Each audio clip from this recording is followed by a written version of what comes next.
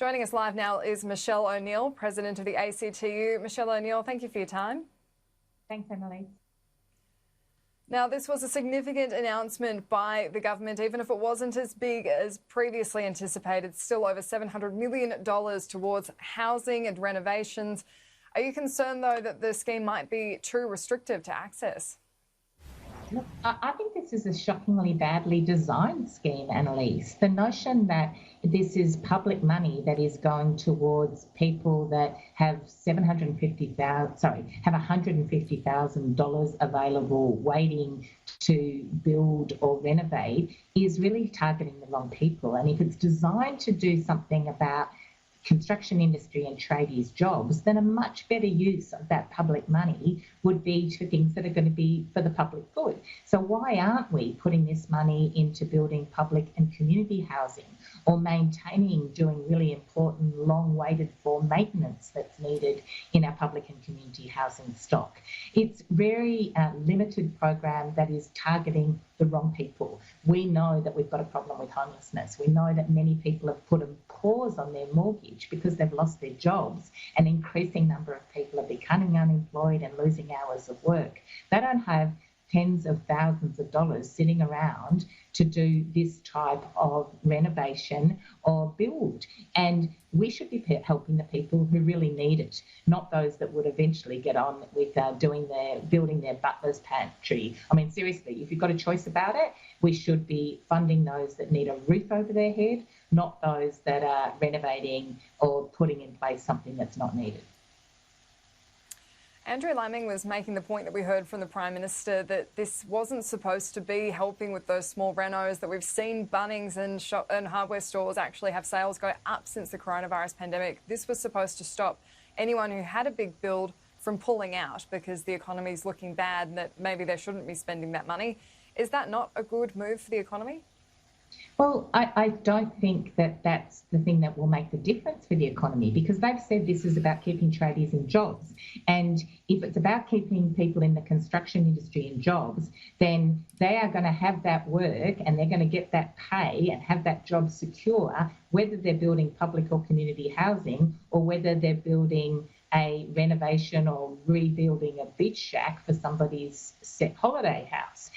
What matters is that those jobs are supported, and a much better way of using public money is to have that support go into something that's going to be ending up in public ownership and the public good. And so why shouldn't we be spending public money on something like, if people are living in a house that's been very badly maintained, community or public housing, where there hasn't been an upgrade in the water system or there hasn't been a safe bathroom put in place for many, many years, then that's a good use of public money to make that housing better housing, to build more of it. And ultimately, we all collectively own that, rather than this money going towards increasing the value of people who are on the higher end and don't need it as much.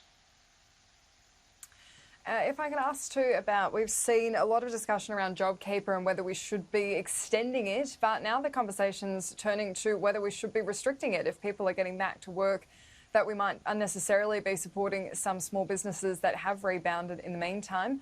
Do you think that's something we should consider? I don't know what figures people are looking at. I mean, we had 600,000 people lose their job just in the month of April. Unemployment is on track to rise to 10%. And if you look at young people's unemployment, double that. So we have a crisis in the economy. People are losing jobs, but also, importantly, losing hours of work. Many, many tens of thousands, hundreds of thousands of people don't have enough hours to get by.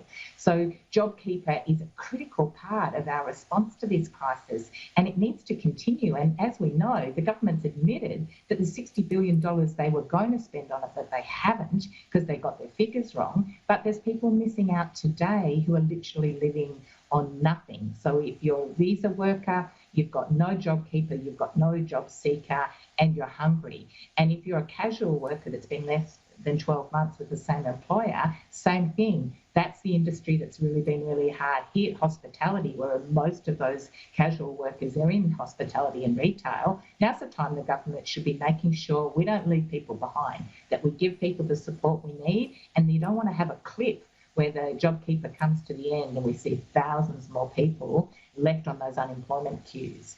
So the government needs to do two things: both have in place a good, well-designed scheme that covers every worker that needs it and supports businesses to keep people in jobs, but also a vigorous, much more aggressive stimulus package that targets the right sort of government expenditure to create jobs. We are in just an extraordinary time with the economy. We are officially in recession now, 0.3% down on that GDP growth last week. Is now the time to be spending more money, or should we be approaching this more prudently, making sure we don't get into debt we can't afford to pay back?